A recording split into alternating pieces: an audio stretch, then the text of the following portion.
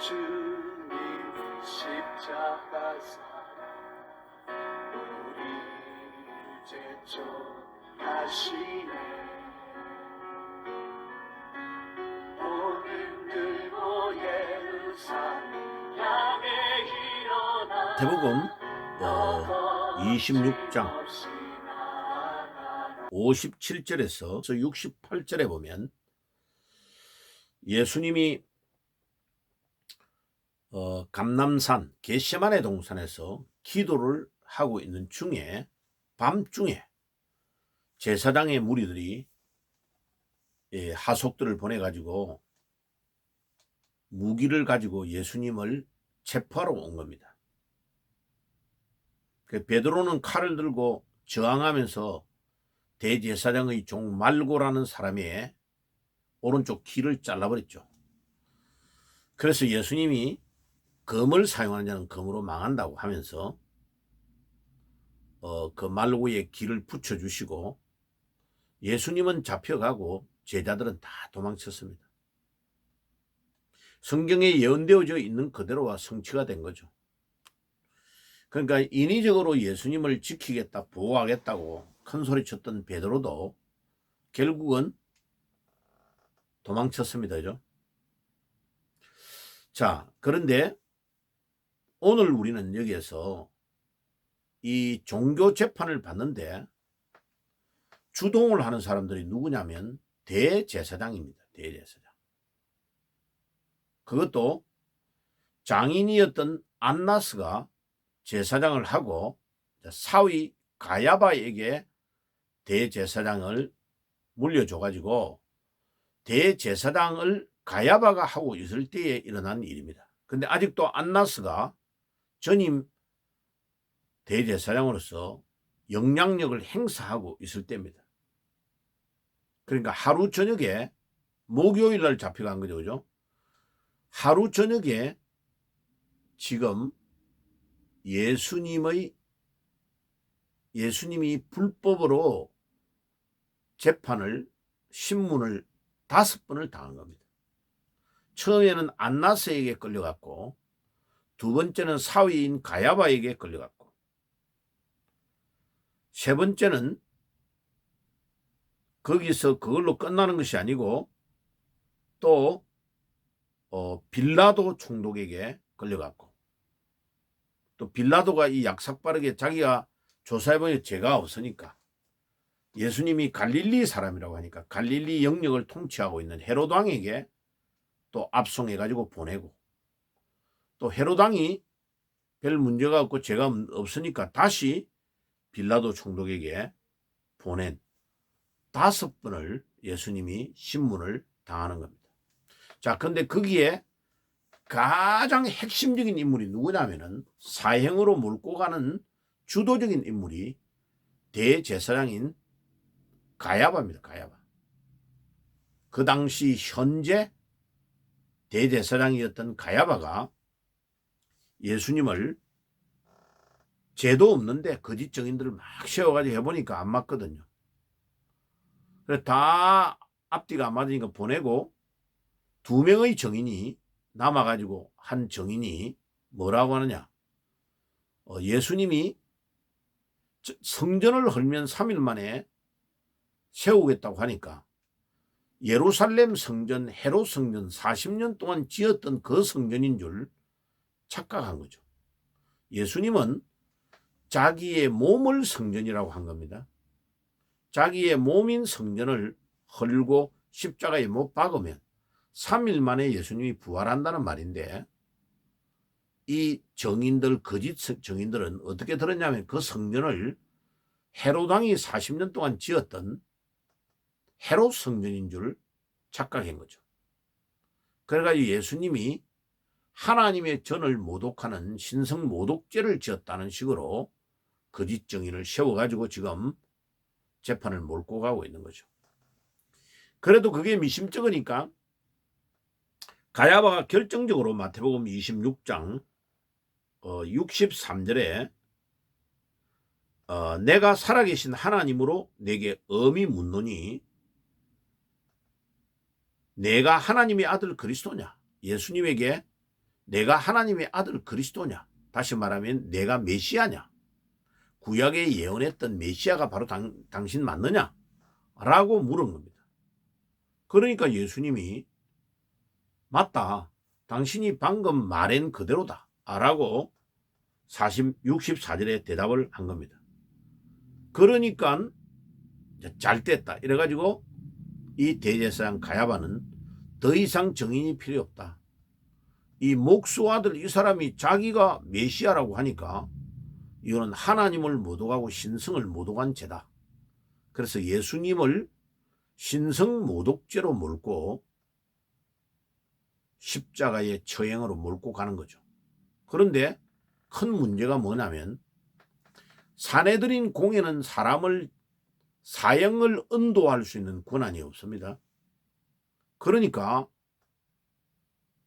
자 빌라도 총독과 헤롯 왕을 끌어들여 가지고 그들도 동조해 주는 형식으로 해 가지고 예수님을 십자가에 매달아 가는 거죠. 아주 작전을 기가 막히게 짜 가지고 자기들에게는 사형을 언도할 권한이 없는데 사형을 이미 신성 모독죄로 딱 결정해 놓고 빌라도를 끌어들이고 빌라도에게 보내고 압송하고 또 빌라도는 갈릴리 사람이라고 예수님이 말하니까 갈릴리에 통치하고 있는 헤롯 왕에게 보내고 헤롯 왕은 조사해보니까 없으니까 다시 빌라도에게 5번을 하루 저녁에 신문을 받은 겁니다. 제일 먼저는 가야바 대제사장의 장인어른 전임 대제사장 안나스가 권한이 있으니까 아직도 굉장히 권력을 가지고 있으니까 안나스에게 제일 먼저 보냈어요. 요한복음에 나옵니다. 마태복음에는 안 나와도 요한복음 18장 13절에 안나스에게 보냈다고 나옵니다.